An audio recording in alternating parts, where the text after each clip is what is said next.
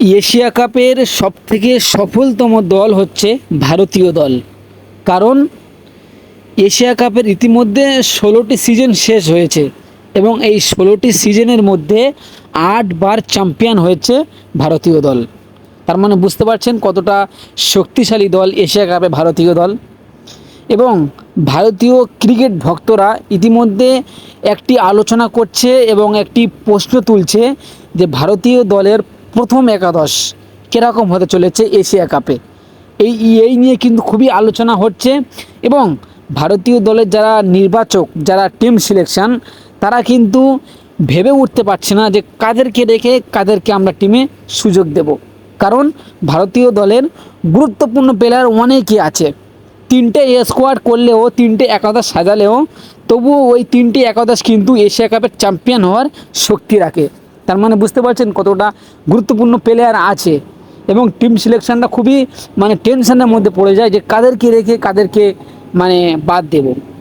চলুন আজকে আমরা এই ভিডিওতে জেনে নেব যে ভারতীয় দলের প্রথম একাদশ কীরকম হতে চলেছে এই সামনে এশিয়া কাপে। চলুন ভিডিওটি শুরু করা যাক। শুরু করার আগে একটি অনুরোধ, আপনারা যদি আমার চ্যানেলে নতুন হয়ে থাকেন তাহলে অবশ্যই চ্যানেলকে সাবস্ক্রাইব করবেন এবং ভিডিওটি ভালো লাগলে লাইক কমেন্ট শেয়ার করবেন। চলুন ভিডিওটি শুরু করি। প্রথমে ওপেনিং করতে আসবে অভিষেক শর্মা। আমরা সবাই জেনে থাকি যে অভিষেক শর্মা দুর্দান্ত অসাধারণ ক্রিকেট খেলে। টি-টোয়েন্টি ক্রিকেট খেলা হবে আর অভিষেক শর্মা ওপেনিং করবে না, এটা তো আমরা মেনে নিতে পারি না, তাই না? অভিষেক শর্মা এবং বর্তমানে ইন্টারন্যাশনাল ক্রিকেট র্যাঙ্কিংয়ে, টি-টোয়েন্টি ক্রিকেট র্যাঙ্কিংয়ে 1 নম্বর ব্যাটসম্যান অভিষেক শর্মা এবং অভিষেক শর্মা 2025 এশিয়া কাপে ওপেনিং করছে, এটি কনফার্ম। এবং 2 নম্বরে আর এক পার্টনারশিপ ওপেনার, সেটা হচ্ছে সঞ্জু স্যামসন। আপনারা সবাই জানেন যে সঞ্জু স্যামসন আইপিএলে দুর্দান্ত পারফরমেন্স করে থাকে এবং ভারতীয় দলের হয়ে খুব দুর্দান্ত অসাধারণ খেলে থাকে টি-টোয়েন্টি ক্রিকেট। এবং আমরা দেখেছি যে টি-টোয়েন্টি তিনি ওপেনিংয়ে নেমে কয়েকটি সেঞ্চুরিও ইতিমধ্যে করে ফেলেছেন টি-টোয়েন্টি র্যাঙ্কিংয়ে। দ্বিতীয় আসছে সঞ্জু স্যামসন এবং তৃতীয় আসছে, এই দুটি ওপেনার যখন ব্যর্থ হবে তখন দলের হাল ধরবে আমাদের তিলক ভার্মা। আপনারা জানেন যে তিলক ভার্মা একটি ইয়ং ক্রিকেটার এবং আইপিএলে কতটা দুর্দান্ত খেলে এবং আমরা দেখেছি যে সাউথ আফ্রিকার বিরুদ্ধে যে টি-টোয়েন্টিটা খেললো সত্যি খুবই অসাধারণ খেলেছে এবং মুম্বাই ইন্ডিয়ান্সের হয়ে খুবই দুর্দান্ত খেলে থাকে টি-টোয়েন্টি ক্রিকেট। এবং তিনি আসছেন 3 নম্বরে। এবং 4 নম্বরে আসে যখন টপ অর্ডার ব্যর্থ হবে সেই সময় দলের হাল ধরবে, আমরা জেনে থাকি ইন্ডিয়ান গেম চেঞ্জার যাকে বলা হয়, সেটি হচ্ছে আমাদের ক্যাপ্টেন, টি-টোয়েন্টি ক্রিকেটের ক্যাপ্টেন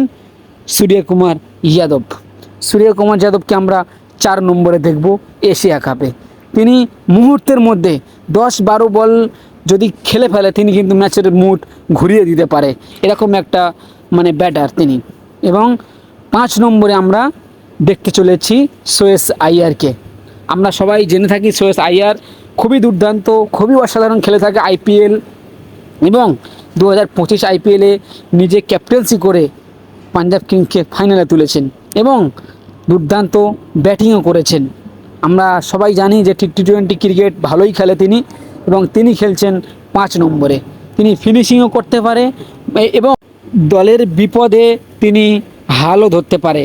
তার মানে তিনি ঠুকিয়েও খেলতে পারে এবং তিনি ফিনিশিংও করতে পারে। এবং আমরা 6 নম্বরে দেখতে চলেছি হার্দিক পান্ডিয়া। আমাদের পান্ডিয়া তিনি ব্যাটিংয়ে যদি ব্যর্থ হয় তিনি কিন্তু বোলিংয়ে কাজ দেখিয়ে দেয়। সত্যি খুবই দুর্দান্ত একটি অলরাউন্ডার পেয়েছে ভারতীয় দল। তিনি এখন বর্তমান আইসিসি র্যাঙ্কিংয়ে 1 নম্বরে আছে অলরাউন্ডারের মধ্যে। তিনি দুর্দান্ত খেলে থাকেন, ফিনিশিংও করে থাকেন। আপনারা দেখেছি যে লাস্টে 1 ওভার বা 5 ওভার তিনি নামেন এবং দুর্দান্ত অসাধারণ খেলে থাকে এবং বোলিংও তিনি দুর্দান্ত পারফরমেন্সও করে থাকে। এবং 7 নম্বরে আমরা দেখতে চলেছি অক্ষর প্যাটেল। তিনিও একটি অলরাউন্ডার, দুর্দান্ত অসাধারণ পারফরমেন্সও করে থাকে। তিনিও ব্যাট করতে পারেন দুর্দান্ত। লাস্টে 5-6 বল তাকে যদি লাগানো হয় তিনি কিন্তু দুর্দান্ত অসাধারণ একটি ভারতীয় দলে একটি বড় টার্গেট তাকে পৌঁছে দেয় বড় টার্গেটের জন্য এবং তিনি বোলিংয়েও ভালোই কাজ করতে পারে।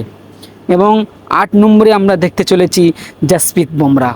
আমাদের ভারতীয় দলের 1 নম্বর বলার। ভারতীয় দলের হয়ে বলা ভুল, পুরো ওয়ার্ল্ডের এখন 1 নম্বর বলার জাসপ্রীত বুমরা।